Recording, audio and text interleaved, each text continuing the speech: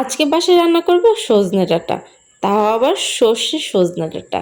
খেতে কিন্তু খুবই ভালো লাগে। চলো রেসিপিটা দেখে নেওয়া যাক কিভাবে আমি বানালাম ঝটপট সজনে ডাঁটা সর্ষে।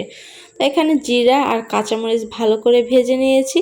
এবার সজনে ডাঁটাগুলো দিয়ে নিলাম, একটু কষিয়ে একটু ভাজা ভাজা করে নিলাম। এর ভিতরে একটু হলুদ আর একটু লবণ দিয়ে নিলাম। মরিচ তো আগে থেকে দিয়েছি, তাই আর মরিচ দেব না, কারণ সর্ষে যেহেতু করব তাই খুব বেশি একটা ঝাল হলে ভালো লাগবে না। এদিকে পাটায় বেটে নিলাম সর্ষে আর একটু কাঁচা জিরা আর 2টা কাঁচা লঙ্কা। এটা ভালো করে বেটে নিয়েছি। এবার একটু চিনি দিয়ে দিলাম সজনে ডাঁটার ভিতরে, কারণ চিনি দিলে বেশ খেতে ভালো লাগবে, মিষ্টি মিষ্টি একটা ভাব আসবে। আর এর ভিতরেই দিয়ে দিলাম সেই বাটা মশলাটা, সর্ষে জিরা আর একটু কাঁচামরিচ। এই তো এই মাখা মাখা করে নিলাম। খেতে কিন্তু খুবই মজা হয়েছে।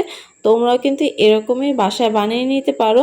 আর সজনে ডাঁটা খেতে কিন্তু খুবই ভালো লাগে আর শরীরের জন্য খুবই উপকারী। আজকে ভিডিওটা এই পর্যন্তই ছিল। তো বাই বাই, টাটা।